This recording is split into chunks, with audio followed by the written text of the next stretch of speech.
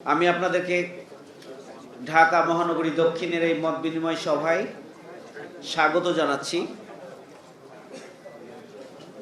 আমরা আজকের এই আয়োজনটিকে সফল এবং সার্থক করার জন্য আমরা চেষ্টা করব বিভিন্ন ধর্মের সম্মানিত নেতৃবৃন্দ যারা উপস্থিত হয়েছেন তাদের মধ্য থেকে আমরা আপনাদের প্রতিনিধি হিসাবে আমরা বক্তব্য শুনব, আলোচনা শুনব এবং আমাদের আমিরে জামাত সহ আমাদের নেতৃবৃন্দ বক্তব্য দেবেন। সব মিলে আমরা আগামী দিনে একটা নতুন বাংলাদেশ বিনির্মাণে কাঁধে কাঁধ মিলিয়ে হাতে হাত মিলিয়ে আমরা একটা সম্প্রীতি, মানবিক এবং বসবাসযোগ্য একটা বাংলাদেশ আমরা গড়ে তুলব ইনশাআল্লাহ। সেক্ষেত্রে আমি মনে করি যে আজকের আয়োজন একটা মাইলফলক হবে। আপনারা আমাদের আয়োজনে এসেছেন, নিশ্চয়ই আপনাদের খেয়াল আছে যে 5ই আগস্টের ঐতিহাসিক যে গণ অভ্যুত্থান, সেই গণ অভ্যুত্থানের দিনে আমিরে জামাতের পক্ষ থেকে সারা দেশের জামাত ইসলামের কর্মী এবং সর্বস্তরের মানুষকে আহ্বান জানানো হয়েছিল যে বিপ্লবোত্তর পরিস্থিতিতে কোনোভাবেই যাতে করে দেশের শৃঙ্খলা নষ্ট না হয় সে ব্যাপারে সবাইকে সজাগ এবং সচেতন থাকার জন্য, এবং বিশেষ করে জামাত ইসলামের নেতাকর্মীদেরকে নির্দেশনা দেওয়া হয়েছিল মিডিয়ার মাধ্যমে এবং আমাদের নিজস্ব ব্যবস্থাপনার মাধ্যমে যে সারা দেশের ভিন্ন ধর্মাবলম্বীদের যে সমস্ত স্থাপনা রয়েছে, সহায় সম্পদ রয়েছে এবং উপাসনালয়গুলো রয়েছে, সেগুলোকে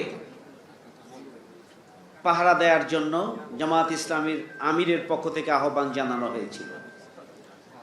আপনারা জানেন যে সে আহ্বানের অংশ হিসাবে 6 তারিখ থেকেই আমরা ঢাকেশ্বরী মন্দির সহ ঢাকা এবং সারা দেশের বিভিন্ন মন্দিরগুলোতে, উপাসনালয়গুলোতে জামাত ইসলামী বাংলাদেশের পক্ষ থেকে পাহারা দেওয়া আমরা শুরু করেছিলাম এবং আপনাদের পাশে আমরা দাঁড়িয়েছিলাম।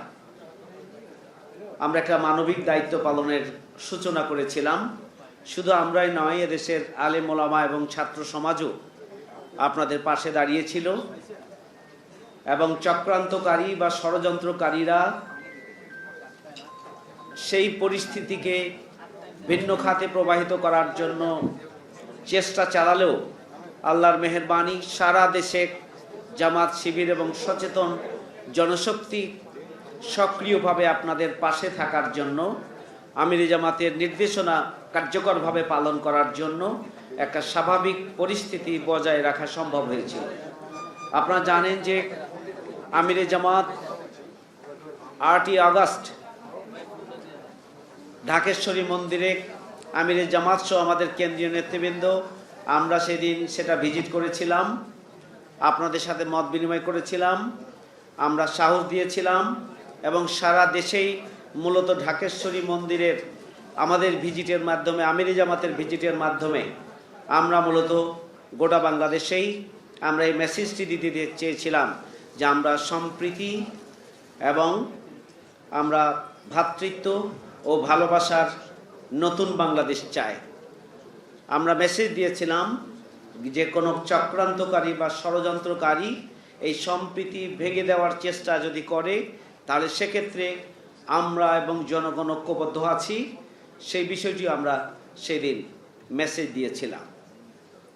নিশ্চয় আপনাদের খেয়াল আছে যে আমরা ঢাকা মহানগরী দক্ষিণে আমরা আমাদের কেন্দ্রীয় নায়েবে আমির ডাক্তার সৈয়দ আব্দুল্লাহ মোহাম্মদ তাহের এবং আমাদের আজকের বিশেষ অতিথি মাওলানা রফিকুল ইসলাম খান, তাদের উপস্থিতিতে আমরা ঢাকা মহানগরীর অফিসে আমরা রাজধানীতে জাতীয়ভাবে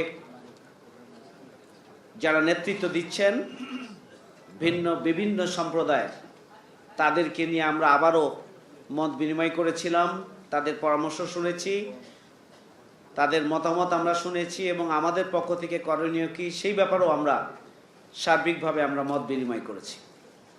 আমরা কিছু কিছু পদক্ষেপও আমরা গ্রহণ করেছিলাম।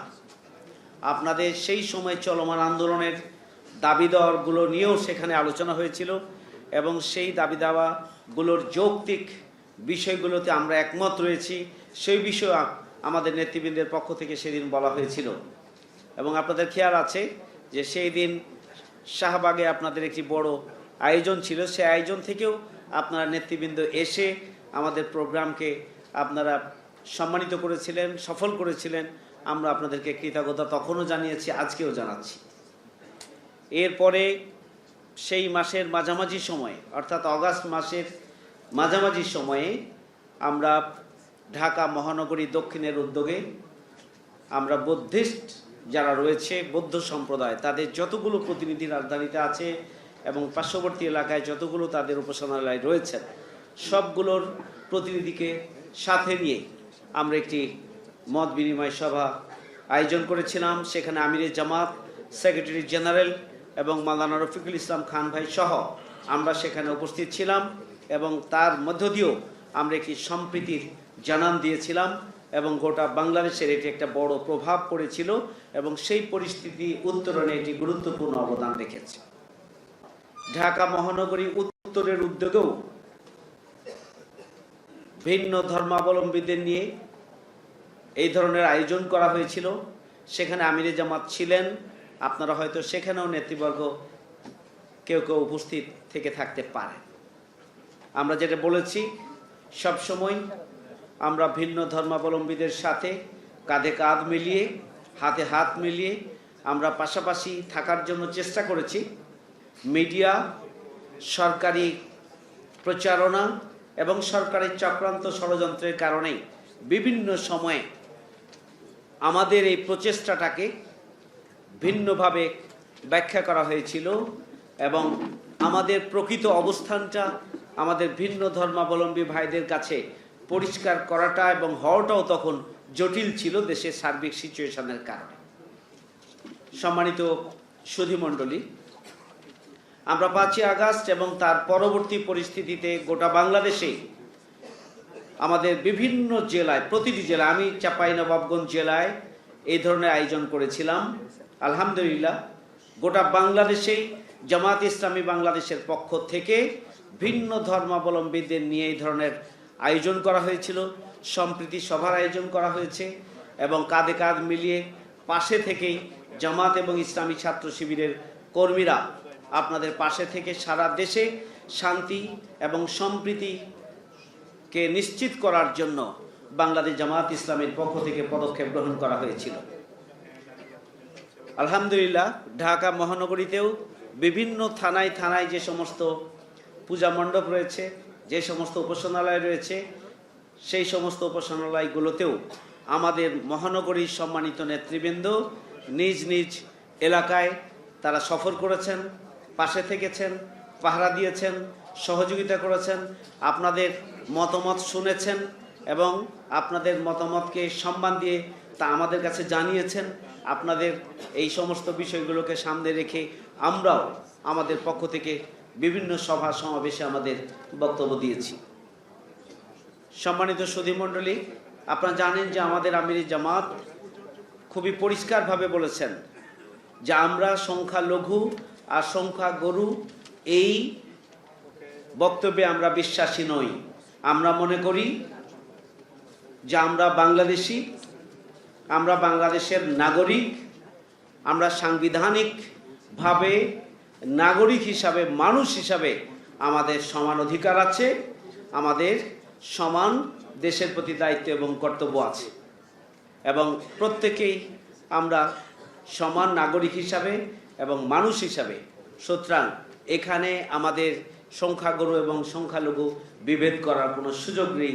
সেই বক্তব্য আমিরে জামাত বারবার দিয়ে এসেছেন, শুধু আপনাদের সামনে নয়, সব সময় আমিরে জামাতের পক্ষ থেকে সে বক্তব্য দেওয়া হয়েছে।